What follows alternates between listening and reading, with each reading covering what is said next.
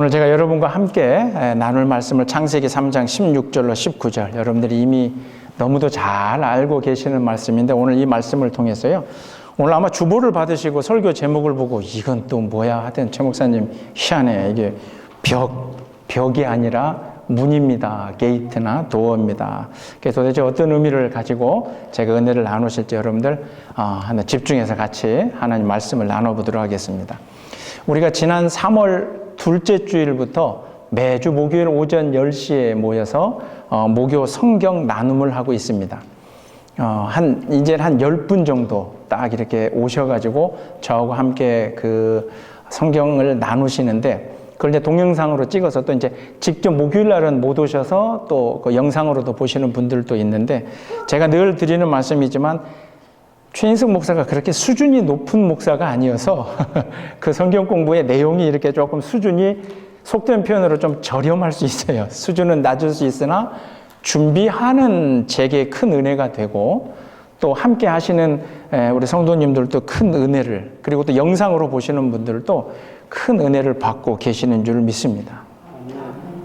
대답이 작은 걸 보니까 혹시 모르겠습니다. 하여튼 큰 은혜가 되는데요. 제가 이제 이 말씀을 왜 드리냐면, 이 창세기를 읽으면서 제가 목요 성경 나누면서 지금 이제 파트가 창세기인데, 제가 분명하게 그런 말씀을 드렸습니다. 창세기를 통해서 우리가 분명하게 밝혀야 될 건, 이 세상이 어떻게 만들어졌나, 그것을 내가 호기심을 가지고 읽기보다는 창세기를 통해서 우리가 분명하게 깨달아야 되는 것은 인간의 죄의 출발과, 그럼에도 불구하고 하나님이 사랑해 주시는, 그래서 하나님의 사랑은 이스라엘 민족의 전체 역사를 통해서, 나중에 우리가 지난주에 이제 부활주일로 예수의 십자가 죽으심과 부활을 고백했지만, 하나님의 사랑이 마치 십자가를 통해서 이 후반에 와서 우리에게 다가온 것처럼 우리가 착각을 할 수 있는데, 하나님은 이 세상을 사랑으로 창조하셨고, 기쁨으로 창조하셨고,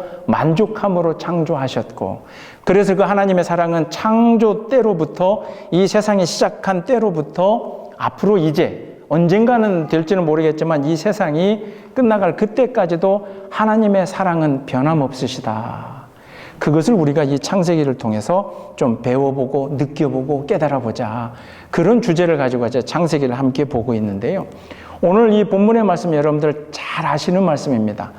먹지 말라고 하는 선악과를 아담과 하와가 따 먹게 되었습니다. 그리고 그 아담과 하와가 선악과를 먹고 난 다음에 자기들이 이제 하나님을 스스로 피하게 되잖아요. 하나님의 하나님에 대한 두려움. 사실은 거기에서부터 죄가 시작이 되는데, 어쨌든 하나님께서 하지 말라는 일을 한 사람과 하와에게 하나님이 벌을 주십니다. 퍼니시먼트. 그 벌의 내용이 오늘 16절부터 19절이잖아요. 여자였던 하와에게는 어떤 벌을 주셨죠? 잘 아시는 것처럼 임신을 하게 되고, 그리고 그 아이를 낳게 되는 출산의 고통을 하나님이 벌로 주셨어요. 남자인 아담에게는 뭘 벌로 주셨어요? 이제 죽을 때까지, 흙으로 돌아갈 때까지 땀 흘려서 일하게 되는, 노동을 해야 되는 그 고통을 벌로, 퍼니시먼으로 하나님이 아담과 하와에게 주셨어요. 그게 이제 오늘 본문의 말씀인데, 그런데 이 말씀을 묵상하면서 제가 가만히 보니까 하나님이 주신 그 벌이, 퍼니시먼이 고통으로 끝나지 않더라고요. 여자인 하와에게 임신의 고통, 그리고 출산의 고통을 주었는데, 그 임신과 출산의 고통을 견디고 나면, 그러면 그 하와에게는 뭐가 오죠? 임신을 하고 출산의 고통이 굉장히 심한 고통을 겪겠지만, 그 고통 뒤에 그 하와에게는 무엇이 오게 되죠? 새로운 생명이 오게 되죠. 새로운 생명이요, 기쁨이요, 감사함이요.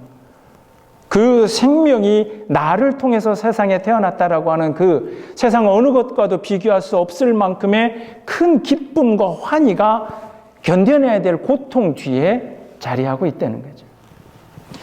아담에게는, 남자분들이 이래서 좀 억울하긴 한데 뭐 그렇게 말씀을 하시는데, 남자들에게는 죽을 때까지 네가 땀 흘려 일하라 그랬어요. 일하는 게 싫지요. 땀 흘리는 게 힘들고 어렵지요.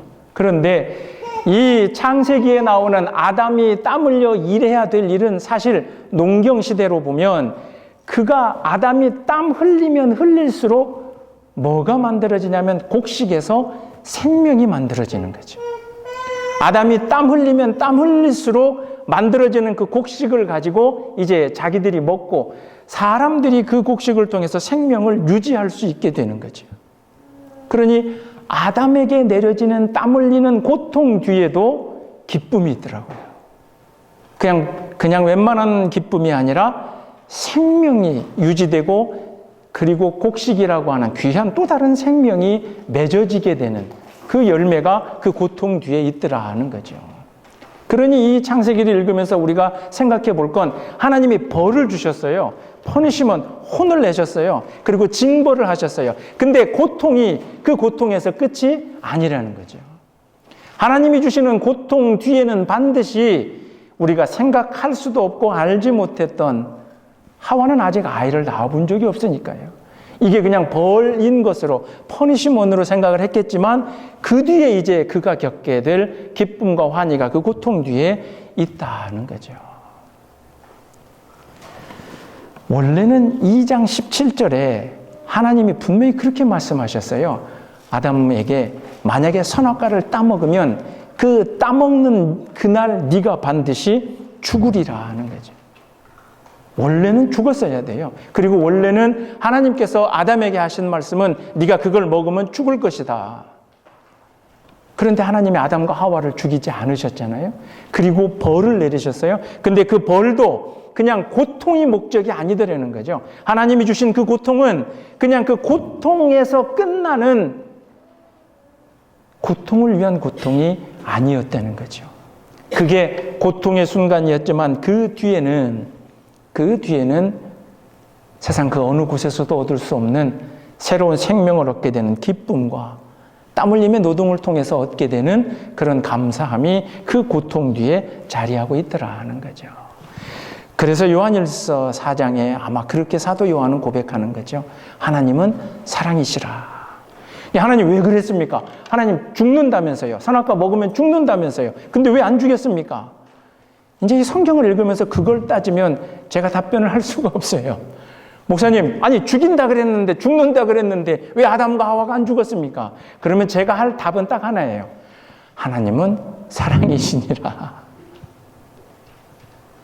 분명히 하나님이 이 아담과 하와를 죽일 만큼의 어떤 그런 계획을 가지고 계셨는지는 모르겠지만 당신이 창조한 그 피조물이 원치 않은 죄 가운데 있다 하더라도 그들에게 죽임을 허락하지 않고 그래도 좀 혼을 내야 되겠는데 그 혼을 내게 되는 그 고통도 그냥 고통이 목적이 아니라 그 뒤에 오히려 벌 받아야 될 사람들이 아담과 하와가 자신이 겪어내는 그 고통 뒤에 기쁨과 감사함을 얻게끔 되는 것.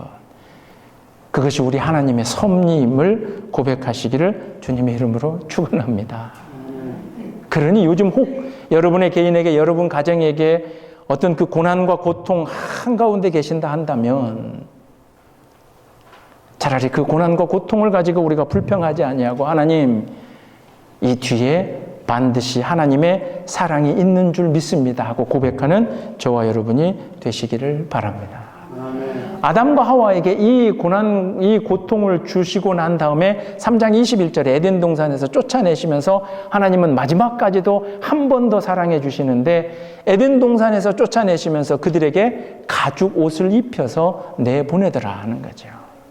제가 목요일 날 늘 이렇게 말씀을 나눴지만 가죽 옷을 짓기 위해서는 다른 생명이 죽어야 되는 거죠.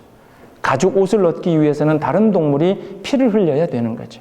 그러니 하나님이 창조해 주신 인간이 아니라 또 다른 희생을 통해서 내가 내 형상을 닮은 인간을 사랑한다는 거죠. 우리를 향한, 인간을 향한, 피조물을 향한, 당신의 형상을 닮은 인간을 향한 하나님의 사랑은 바로 이처럼 제가 오늘 말씀의 제목인 것처럼 벽이 아니라 문이다. 이게 어떤 의미냐면요. 문은, 게이트, 도어는 아무리 그 문이 크고 두께가 두껍고 그리고 무게가 많이 나간다 하더라도 문은, 게이트는 그걸 만든 목적 자체가 뭐냐면 열려지게끔 되어 있는 게 문을 만든 목적이에요. 그 문이 크든 작든 얇든 두껍든 아무리 무겁든 문이라는 건, 게이트라고 하는 것, 도어라고 하는 건 그 목적 자체가 이게 열려지게끔 하는데 목적이 있는 거예요. 그러나 한번 생각해 보세요. 벽은 열려서는 안 돼요. 그 벽이 아무리 얇고 그 벽이 아무리 허술하고 그 벽의 형태가 엉망이다 하더라도 벽을 세운다는 그 목적은 이게 열리면 안 되는 게 벽이에요. 그래서 그걸 우리는 벽이라 그러죠. 하나님이 이 세상을 창조하시고 우리에게 허락해 주신 그 구원의 계획은 하나님은 문으로, 게이트로 반드시 열리게끔 하시는 사랑의 계획을 가지고 이 세상을 창조하시고 우리에게 구원의 계획을 가지고 계신다는 거죠. 그런데 우리는 때로 내 고통이 너무 심하니까 나는 이제 끝났나 봐. 나는 이제 마지막인가 봐. 그러면서 우리는 하나님의 사랑을 문으로 여기지 않고 벽으로 여길 때가 있다는 거죠. 벽은 언제 열리냐면 깨지고 부서지고 파괴되어야만 그 벽이 열리는 거죠. 그러나 문은 파괴나 부서짐이나 깨어짐 없이 반드시, 때로는 문이 너무 크고 두꺼우면 힘들 수는 있지만 그러나 문이라는 건 반드시 열리게 되어 있다는 거죠. 인간을 향한 하나님의 구원의 계획이 바로 그렇더라고요. 창세기로부터 하나님은 닫아놓으시지 않으셨더라고요. 창세기로부터 하나님은 이 녀석들 내 말을 어기다니 너네는 안 돼 이러면서 철저하게 벽을 쳐놓은 것이 아니라 하나님의 구원의 계획은 때로는 그게 어려울 수 있고 힘들 수 있고 시간이 걸릴 수 있고 때로는 내가 그 앞에서 무릎 꿇어야 될 수도 있지만 어쨌든 하나님의 구원의 계획은 우리에게 반드시 열리게끔 하나님은 만들어 놓으셨다는 거죠. 그리고 그 문의 열쇠를 저는 그렇게 비유하고 싶어요. 그 큰 문을 열 수 있는 열쇠가 십자가에서 죽으시고 부활하신 예수 그리스도의 이름이다. 그 이름이면 우리가 그 구원의 문 앞에 그리고 구원의 계획 앞에 우리는 열고 들어갈 수 있다라고 하는 거죠. 그래서 제가 오늘 말씀을 벽이 아니라 문입니다. 이 말씀이 가지고 있는 의미는 어떤 거냐면 여러분들이 살아가고 있는 가운데서 겪게 되는 모든 일들, 그 일 뒤에 아담과 하와에게는 고통을 먼저 주셨지만 그 뒤에는 생명의 기쁨과 환희를 주셨던 것처럼 여러분이 겪고 있는 어려움과 힘든 일이 있거들랑 이 뒤에 나는 계산할 수 없고 나는 미래할 수 없고 나는 생각할 수도 없겠지만 문으로 만들어 놓으신 하나님께서는 이 내 고통과 고난 뒤에 반드시 기쁨과 감사함과 생명과 구원의 길을 만들어 주셨다. 계획하고 계신다. 그렇게 고백하는 저와 여러분 되시기를 주님의 이름으로 축원합니다. 이게 우리의 신앙의 고백의 마지막 지점이잖아요. 이게 우리가 신앙을 고백하고 그리고 구원의 길에 임하고 있는 우리의 삶의 자세다는 거죠. 제가 이 말씀을 준비하면서 가만히 생각해 보니까 오늘도 이 이야기를 하고 나면 집에 가서 우리 집사람한테 혼날 수도 있겠는데 우리 집사람이 좀 이상한 짓을 합니다. 그게 뭐냐면 넷플릭스의 드라마를 보면요. 넷플릭스는 한국 드라마가 이렇게 1편부터 끝까지 한 번에 다 올라옵니다. 희한하게 저희 집사람은 1편을 먼저 보고 그리고 바로 끝편을 보더라고요. 그러면 밥 먹다가 우리 네 식구가 드라마 뭐 이야기하다가 이 사람이 막 끝 얘기를 하려고 그러면 아직 안 본 저는 어떻게 돼요? 그 결말을 미리 얘기해. 이 귀를 막아야 하지 말라고. 근데 꼭 이제 뭐 단편 영화면 영화를 보는 순간 막 검색을 해요. 결과를 먼저 또 찾아봐요. 그래서 굉장히 이상한 짓을 하는구나. 근데 거기서 끝나는 게 아니에요. 근데 그거를 보면서 또 울어요. 그러니까 벌써 몇 년 지난 드라마를 요즘 이렇게 보는 게 있어요. 제가 옆에서 보면 아니 그 결론도 알아요. 결과도 알아요. 과정도 한 번 본 게 아니에요. 넷플릭스로 뭐 계속 반복해서 봐요. 근데 가만히 보니까 볼 때마다 또 울어요. 그 뻔히 아는데. 그리고 볼 때마다 또 웃어요. 이게 왜 그럴까? 근데 그러니까 제가 언제도 말씀드렸지만 이 남자 갱년기를 겪고 있는 저도 옆에서 우니까 그냥 같이 울어요. 그냥 나는 그 드라마 안 보고 있어도 옆에서 우는 거 소리 들으면서 나도 눈물이 나고. 이 사람이 참 희한한 사람이다. 근데 제가 이 무교 성경 공부를 준비하면서 창세기를 다시 묵상하고 오늘 이 말씀을 준비하면서 우리 집사람이 나보다 신앙적이구나. 그걸 깨달았어요. 왜요? 구원의 문이라고 하는 거, 우리의 인생의 마지막 끝나고 하나님 앞에 간다는 거, 그리고 우리가 늘 그렇게 이야기하잖아요. 나는 예수 그리스도를 믿고 고백하고 그래서 나는 마지막에 구원의 길에 들어갈 것이다. 믿음을 가지고 있고 확신을 가지고 있고 그렇게 고백도 하고 있잖아요. 그럼에도 불구하고 우리에게 허락되어지는 매 순간순간마다 때로는 울 수 있고 웃을 수 있고 결론은 알고 있지만 그 매 순간순간마다 겪을 때마다 내가 눈물이 나고 기뻐할 수 있는 건 그게 하나님이 원하시는 감사의 생활이다 하는 거죠. 감사하게 되면 그 안에서 또 눈물이 있기도 하고 웃음이 있기도 하고 결과는 이미 알고 있지만 그리고 반드시 그렇게 될 것이라고 알고 있음에도 불구하고 매 순간에 마치 내가 그 결과를 모르는 것처럼 아이고 하나님 감사합니다. 때로는 어렵고 힘들 때는 하나님 나 이제 죽을 것 같습니다. 왜 이러십니까? 그러면서 매달려 엎드려 기도할 수 있는 게 그게 우리 크리스찬들의 신앙이다라고 하는 거죠. 그걸 알고 그랬는지는 제가 모르겠지만 그러더라고요. 크리스찬들 중에 제가 목사지만 목사 앞에서 그렇게 말씀하시는 분들이 가끔 계세요.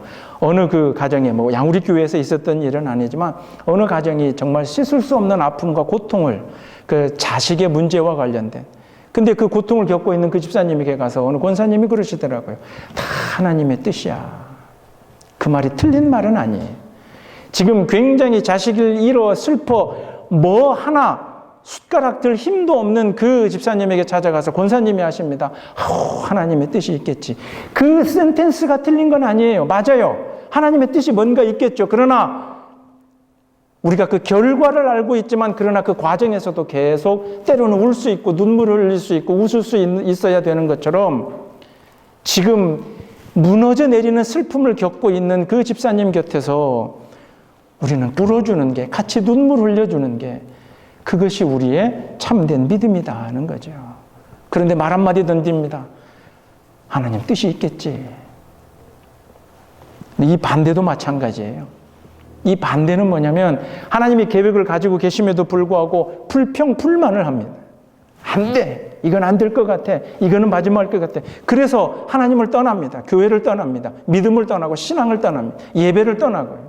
하나님 앞에 드릴 찬양을 떠나는 거죠. 마치 그 순간 벽이 쳐져 있는 것처럼 하나님은 문을 만들어 주셨는데 아니야 이건 벽이야 벽이야 스스로 비관하고 비평하고 불평불만하면서 자기는 그냥 그 벽 속에 갇혀서 매사에 불평불만하는 게 그 반대의 경우죠. 저와 함께 신앙생활하는 우리 양우리교회 여러분들 모두가 다 결론은 알고 있지만 그 끝은 알고 있지만 그러나 그 과정에서는 함께 울 수 있고 함께 웃을 수 있는 그런 참된 신앙인이 되시기를 주님의 이름으로 축원합니다. 우리가 고난을 이야기할 때 구약 성경의 제이콥, 욥에 대해서 이야기를 합니다. 자신이 겪었던 모든 그 고난을 겪고 마지막에 하나님과 욥이 이제 대화를 하는데요.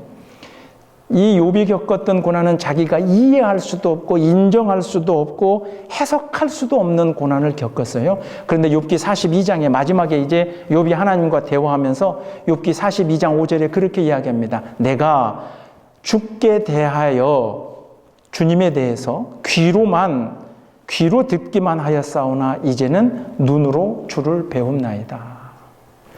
이 욥이 겪었던 고난 여러분 아시잖아요. 이해할 수도 인정할 수도 해석할 수도 없는 그 고난을 다 겪고 난 뒤에 마지막에 하나님과 나누는 그 대화에서 욥이 하는 이야기는 그겁니다. 지금까지는 내가 주님을 귀로만 들었는데 이제는 내가 주님을 직접 볼 수 있게 되었다는 거죠.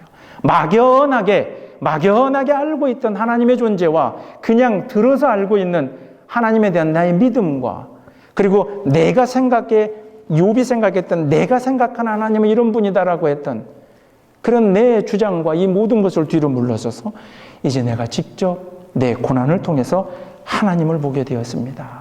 욥기 42장 그 마지막 장에 5절에 나와 있는 욥의 신앙의 고백이다 하는 거죠. 여러분이 겪고 계시는 고난과 고통이 있거들랑 그것을 통해서 알고 있는 하나님이 아니라 직접 눈으로 보고 하나님을 만나는 일에 그 고난과 고통이 사용되어지시기를 주님의 이름으로 축원합니다. 다만 여러분들 기억하시기를 바랍니다. 고통이 먼저예요. 예수 그리스도의 부활을 우리가 지난주에 함께 기뻐했지만 십자가의 고통이 먼저지 부활의 영광이 먼저가 아니에요.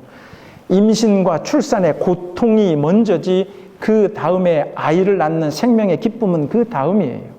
아담이 땀 흘려야 될 고통이 먼저예요. 그리고 곡식이 맺어지는 그 기쁨은 그 고통 다음이라는 거죠. 그러나 우리는 늘 지름길을 원해요. 많은 크리스찬들이 오늘 이 시대에 하나님을 믿음으로써 이걸 바이패스하고 싶어 하는 거죠. 그냥 나는 지름길로, 나는 고통 없이, 나는 편안한 길로, 그냥 탄탄대로로 내가 그걸 좀 얻으면 안 되나. 그리고 그거에 부합해서 많은 교회에 강단에서 외쳐지는 설교가 그리고 복음이 예수 믿으면 복 받습니다로 그냥 끝나버리는 거죠. 그러나 저는 죄송하지만 그렇게 말씀드리고 싶어요. 예수 믿으면 고통이 우선입니다. 십자가가 먼저지 부활이 먼저 아니에요. 죽음이 먼저지 부활이 먼저가 아니다는 거죠. 그래서 바울도 로마서 8장 18절에 그렇게 이야기합니다. 지금 비록 우리가 지금 겪는 현재의 고난은 장차 우리에게 올 그 영광에 비하면 아무것도 아니다라는 거죠. 이처럼 창세기의 시작은 제가 오늘 말씀의 제목처럼 하나님의 구원의 계획은 처음부터 벽으로 만들어 놓으신, 결코 열리지 않을 벽으로 만들어 놓으신 것이 아니라 반드시 열릴 목적으로 하나님은 문으로, 게이트로, 도어로 우리에게 만들어 주셨음을, 그것을 믿고 의지하는 여러분의 신앙이 되시기를 주님의 이름으로 축원합니다. 그 문을 열어주시기 위해서 예수 그리스도가 오셨고 십자가에 달려 죽으셨고 부활하심으로써 당신이 열쇠가 되어주셨고, 그래서 예수님 스스로도, 당신 스스로도 그렇게 고백을 합니다. 내가 문이다 라고 주님이 말씀해 주신 요한복음의 말씀도 또한 우리가 기억하셔야 됩니다. 그런데 이 말씀을 이렇게 고백하면서 그렇구나, 하나님이 나에게 주신 이 고통과 고난 뒤에 있을 그 기쁨과 감사함과 생명, 하나님 감사합니다. 우리가 이렇게 고백하면서 한 가지 반드시 돌아봐야 될 일이 있습니다. 그게 뭐냐면, 하나님은 제가 오늘 말씀드린 것처럼 이렇게 우리를 향해서 문으로, 게이트로, 반드시 열릴 도어로 구원의 계획을 만들어 주셨는데 왜 우리는 살면서 다른 사람들과의 그 관계에서 벽을 치고 있느냐 하는 거죠. 왜 크리스찬들은 반드시 열리게 될 그 구원의 문을 나를 향해서는 반드시 하나님 열어주세요라고 그렇게 외치면서 우리가 다른 사람들하고 만날 때는 왜 그렇게 벽을 쳐서 결코 이게 깨부수지 않는 한은 열리지 않을 것 같은 벽으로 세상 사람들을 대하고 있느냐 하는 거죠. 여러분들 잘 알고 계시는 요한복음 3장 16절의 말씀, 외우고 계시는 말씀이잖아요. 하나님이 세상을 사랑하사 이처럼 사랑하사 독생자를 주셨으니 이를 믿는 자마다, 그러죠? 믿는 자마다, 다른 말로 하면 누구든지 이 예수 그리스도를 믿는 자마다 구원에 이른다 그랬어요. 사도행전 2장 21절에 그러잖아요. 누구든지 주의 이름을 부르는 자는 구원을, 누구든지예요. 조건이 없어요. 바울이 얘기하는 갈라디아서 3장 28절에 그렇게 얘기합니다. 유대인이나 헬라인이나 주인이나 종이나 남자나 여자나 다 그리스도 안에서 하나이니라 하는 거죠. 복음 앞에서는 결코 벽이 있어서는 안 돼요. 복음 앞에서는 우리가 만나야 될 모든 사람들과, 그리고 하나님의 형상을 닮은 모든 사람들을 차별해서도 안 되고 구별을 해서도 안 돼요. 그런데 세상은 우리에게 자꾸 뭘 이야기하냐면 피부색으로 사람을 세상은 자꾸 나누려고 그래요. 세상은 자꾸 우리들에게 그 사람이 가지고 있는 물질의 양과 정도, 어느 집에 사는가, 얼마나 돈을 가지고 있는가, 그 사람의 직업이 뭔가, 그거에 따라서 그 부류들과만 어울리게끔 이렇게 세상은 그런 걸 자꾸 요구해요. 심지어 크리스찬임에도 불구하고 내가 다니는 교회와 저 사람들이 다니는 교회, 그리고 마치 구원은 이 교회만, 이 목사님에게만 있는 것처럼 다른 교인들을 바라보는 우리의 시선마저도 혹 그렇게 벽을 치고 있었던 것은 아닌가. 하나님은 문을 만들어 주셨는데 왜 교회는, 왜 우리는 벽을 만들고 있느냐는 거죠. 목사님, 저 그런 적 없는데요. 저는 그러지 않았습니다. 제가 한마디 던져볼까요? 미국에 두 폴리티컬 파리가 있죠. 리퍼블리칸하고 데모크래틱. 대단히 죄송하지만 이 안에 공화당도 있고 민주당도 있을 겁니다. 이 자리에서 목사가 정치적인 이야기를 하는 순간 여러분 어떻게 될까요? 대단히 죄송하지만 하나가 안 될 수도 있어요. 저는 그게 제일 가슴이 아파요. 특히 한국의 현실을 보면서 그래요. 예수 그리스도의 십자가 죽으심의 그 헌신과 그 보혈과 그리고 그 죽음을 이기시고 승리하시고 부활의 예수를 말하면서도 결코 나와 정치적인 색깔이 다른 사람하고는 옆에 어울릴 수도 없고 하나 될 수도 없고 저 사람들은 안 돼, 저것들은 안 돼. 도대체 하나님이 이 세상을 창조하시면서 벌을 주셔야 되지만, 퍼니시먼트를 주셔야 되지만 그 뒤에 귀한 구원의 그 기프트, 선물을, 기쁨을, 생명을 주신 하나님의 그 넓은 사랑을 우리가 생각한다면 왜 이렇게 우리는 벽을 치면서 살아가야 될까? 내가 믿는 예수 그리스도, 내가 고백하는 신앙의 고백이 정말 하나님 앞에 나는 이기적인 것은 아니었는가? 나의 구원을 위해서는 하나님 문을 열어주세요. 그러나 다른 사람을 향해서는 당신은 나와 다르니 내가 벽을 치겠다. 있을 수 없는 이야기라고 저는 그렇게 고백을 합니다. 사도행전 1장 8절에 예수 그리스도께서 부활하여 올라가시기 전에 그 제자들에게 해주신 말씀 여러분들 다 기억하고 있잖아요. 이제 성령이 올 테니 성령이 너희에게 임하시면 능력을 받고, 그리고 그 뒤에 있는 말씀 여러분 가만히 생각해 보세요. 너희들이 능력을 받고 온 유대와 사마리아 땅과 그리고 예루살렘과 땅 끝까지 가서, 그 말씀 안에 담겨있는 온 유대와 사마리아 땅은요, 오늘날로 이야기하면 이 미국의 무슨 민주당, 공화당 그 이상이에요. 유대인들은 사마리아 사람들을 쳐다보면 집에 와서 눈을 씻어야 돼요. 그들하고 혹시 스쳤으면 손을 씻어야 돼요. 유대인들은 사마리아 사람들을 사람도 아닌 짐승 이하로 취급을 했어요. 유대인들은 사마리아 사람과 함께 있을 수도 없어요. 그런데 예수님이, 성령님이 오시면 온 유대와 사마리아, 예루살렘과 사마리아 땅 끝까지, 그러니 유대든 사마리아든 예루살렘이든 땅 끝이 어느 곳이든 네가 만나지 못할 사람, 접하지 못할 사람, 사랑하지 못할 사람이 없다. 누가 오시면? 성령님이 오시면. 그게 십자가인 거예요. 물론 압니다. 정치적으로 목사님 근데 목사님 오늘 설교가 위험합니다. 저도 압니다. 밥 먹을 때 정치 얘기하지 말고 교회에서 그런 얘기하지 말고 저도 압니다. 그러나 제가 그 생각할 때마다 눈물이 나는 거죠.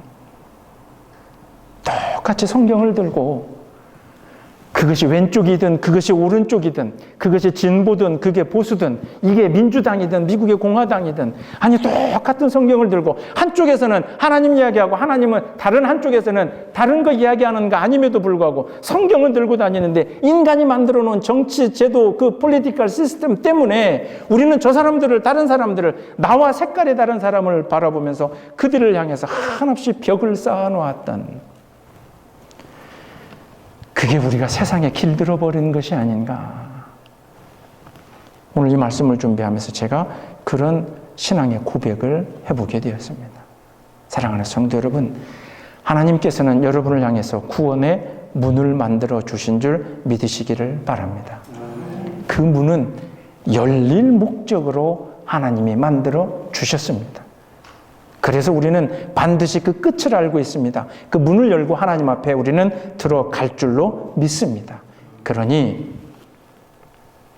생명을 허락받은 이 땅에 살아가는 동안 내 생명에 닿는 그 순간까지 나 또한 누군가의 손을 잡고 그 문에 같이 들어가자고, 내가 가야 될 그 하나님께로 같이 가자고, 특히나 그가 내 가장 사랑하는 자식들이라면, 특히나 그가 내 사랑하는 형제 자매라면, 특히나 그가 아직 예수 그리스도를 믿지 않는 내 사랑하는 사람들이라면 급하셔야 됩니다. 아이고 저 사람은 안 돼, 저 녀석은 이제 안 돼. 스스로 여러분 먼저 벽을 쌓지 말고, 그들이 쌓은 벽이라 할지라도 우리는 그 벽을 부수고 들어가서라도 그들을 데리고 만들어 놓으신 구원의 문에, 반드시 열리게 될 그 문에 함께 들어갈 수 있는 저와 여러분이 되시기를 주님의 이름으로 축원합니다. 이 일을 위해서 하나님께서 이 양우리 교회를 이곳에 세워 주신 줄 믿습니다. 그 일을 위해서 오늘 여러분들을 불러 주신 줄 믿습니다. 어렵고 힘듭니다. 알고 있습니다. 벽은 부서져야만이 열립니다.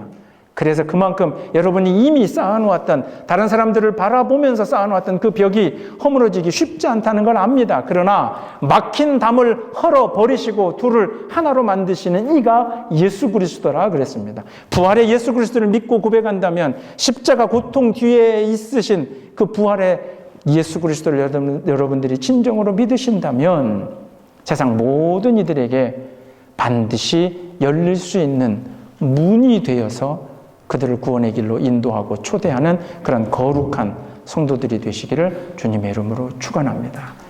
그 열릴 문 뒤에서 주님이 기다리고 계십니다. 그 문을 향해서 저와 함께 걸어가시는 여러분 되시기를 주님의 이름으로 축원합니다. 기도하겠습니다. 주님 감사합니다. 창세기의 말씀을 통해서 하나님의 세상을 창조하신 뒤에 내리시는 벌 또한 고통이 목적이 아님을, 고난이 그 끝이 아님을 저희들 오늘 말씀을 통해 배웠습니다. 반드시 열려지게 될 구원의 그 문 앞에 서 있는 저희들, 이제 아버지여 오늘의 고통과 고난을 견디어 이겨내게 하여 주시옵소서. 그리고 또한 세상을 향하여 저희들이 사랑해야 될 이웃을 향하여 벽이 아닌 문으로 내 마음을 열고 그들과 동행할 수 있는 저희들이 되게 하여 주실 줄 믿사오며 이 모든 말씀 예수님 이름으로 기도드리옵나이다. 아멘.